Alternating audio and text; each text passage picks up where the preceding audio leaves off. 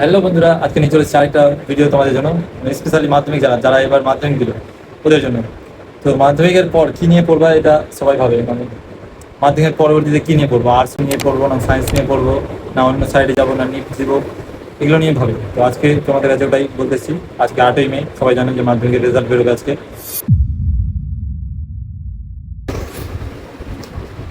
তুমি ভাবছো যে তুমি সায়েন্স নিয়ে পড়বা, মানে সায়েন্স নিয়ে ভর্তি হবো, তো মার্কিং টেনশন করছো, তোমার 50% আসেনি। 50%টা ম্যান্ডেটরি না, মানে 50% না পেলেও তুমি ভর্তি হতে পারবা সায়েন্স নিয়ে। এখানে তোমার কাছে দুটো কন্ডিশন থাকে। একটা প্রথমত হলো তোমার পড়াশোনা, মানে তোমাকে নিজে পড়তে হবে সায়েন্স নিয়ে পড়লে যে কতটা তুমি পড়তে পারবা। আর দ্বিতীয়টা হলো তোমার ফ্যামিলি ব্যাপার। এটা কিন্তু মোস্ট ইম্পর্টেন্ট একটা, তোমার পড়াশোনার সঙ্গে এটার কোনো সঙ্গে নেই। মানে পড়াশোনা তুমি যতই পারো, কিন্তু ফ্যামিলি ব্যাকআপটা লাগবে। মানে তোমার ফ্যামিলি তোমার উপর কতটা ইনভেস্ট করতে পারবে, মানে কতটা অর্থ ইনভেস্ট করতে পারবে পার মান্থলি। এবার যদি তোমার ফ্যামিলি তোমার উপর ইনভেস্ট করতে পারে, তাহলে তুমি সায়েন্স নিয়ে পড়ো। তুমি যতই 50%-এর কম নাম্বার পাও বা 50%-এর বেশি নাম্বার পাও, কোনো ম্যান্ডেটরি না, এটাতে কিছু হয় না। 50%-এর কম নাম্বার পেলেও তুমি ভর্তি হতে পারবা, 50%-এর বেশি হলেও ভর্তি হতে পারবা। তো এটা ম্যাটার করে না যে নাম্বারটা কোনোদিন ম্যাটার করে না সায়েন্সের জন্য। তোমার যদি পড়ার ইচ্ছে থাকে বা তুমি যদি যা পারো যে না আমি পড়তে পারবো, আর তোমার যদি ফ্যামিলি থেকে সাপোর্ট থাকে, মানে তোমার উপর তোমার ফ্যামিলি ইনভেস্ট করতে পারে, তাহলে তুমি ভর্তি হয়ে যাও সায়েন্স নিয়ে, কোনো অসুবিধা নেই।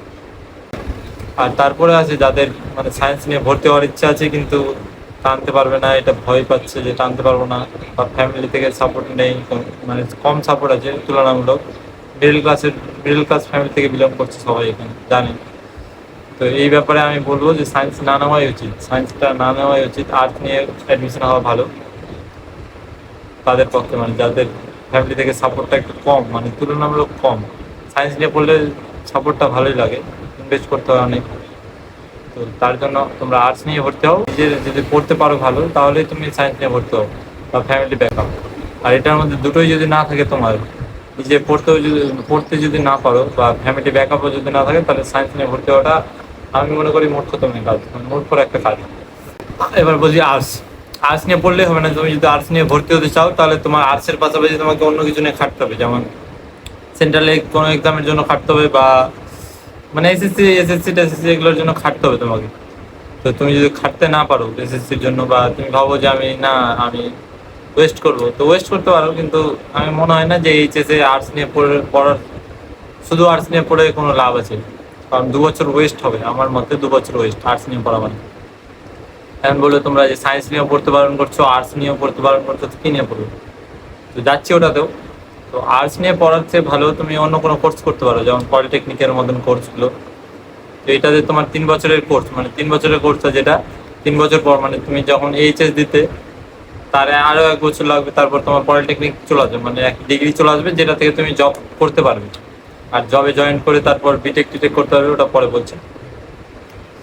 তো আর্টস নিয়ে পড়ার থেকে ভালো পলিটেকনিকে ভর্তি হওয়া, কারণ আর্টস নিয়ে পড়ে 2 বছর নষ্ট করে লাভ নেই তোমার কোনো।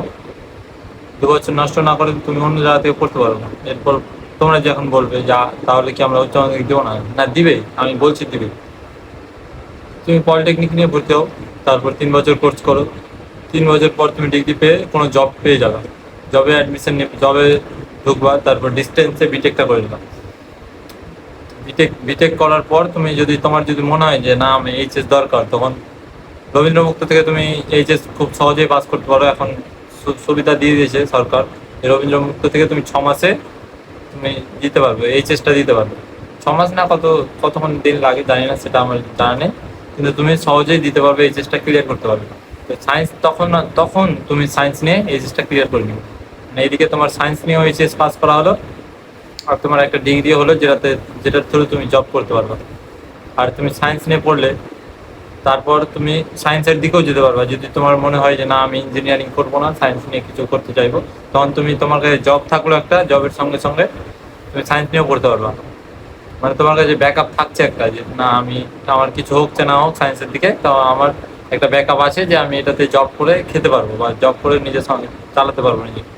তো কম বয়সে তুমি এটাতে সাকসেস পেয়ে যেতে পারো, মানে তোমার যখন বয়স থাকবে 20। এখন আমার বয়স যেরকম 20, আমি পলিটেকনিকে ভর্তি করতে দেরি হয়েছিলাম, মানে এইচএস দিয়ে আমি ভর্তি হয়েছিলাম, তার জন্য আমার যেটা হয়নি।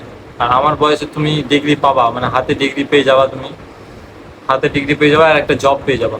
জবের পর তুমি বিটেক করলে, তারপর বিটেক তোমার 22-23 বছর হতে হতে বিটেকটা কমপ্লিট হয়ে যাবে। বিটেক কমপ্লিট করার পর প্লেসমেন্ট হয়ে যায়, ভালো একটা প্লেসমেন্ট হয়ে যায় ভালো প্যাকেজে। তো এই দিক থেকে তুমি যদি মিডিল ক্লাস হয়ে থাকো একটা, তাহলে ভালোভাবে পলিটেকনিক করে নেওয়া, মাধ্যমিকের পর পলিটেকনিকে অ্যাডমিশন নিয়ে তুমি ডিগ্রি নিয়ে একটা জবে লাগাও। আর তুমি যদি তোমার যদি স্বপ্ন বড় হয় না সায়েন্স নিয়ে ডক্টর লাইনে যাও, তো তোমার তার জন্য তোমাকে বলছি এখনো যে ব্যাকআপ তোমার লাগবে। তোমার যদি ব্যাকআপ থাকে তাহলে তো তুমি সায়েন্স নিয়ে ভর্তি হও। বলছি তোমার যদি পেছনে ব্যাকআপ থাকে, তোমার ফ্যামিলি থেকে তো তোমাকে অ্যাফোর্ড করতে পারবে জিনিসগুলো যেগুলো তোমার দরকার, তার জন্য ঠিক আছে, মানে তাহলে তুমি অ্যাডমিশন নিতে পারো। তো আজকে এতটুকুই বলছি। আর যদি তোমরা পলিটেকনিক নিয়ে ভর্তি হতে চাও, কীভাবে ভর্তি হবো আমি সব বলে দেবো। আমাকে কমেন্ট করে দেবা এই ভিডিওতে। ভিডিওটা ভালো লাগলে লাইক কমেন্ট শেয়ার করে দেবে। আর তোমাদের বন্ধুদের সাথে শেয়ার করে দেবে যারা মাধ্যমিক দিল এবার। তুমি যদি না দাও, তোমার বন্ধু আছে তো শেয়ার করে দেবে। দেখা হচ্ছে পরের ভিডিওতে, তখন জন্য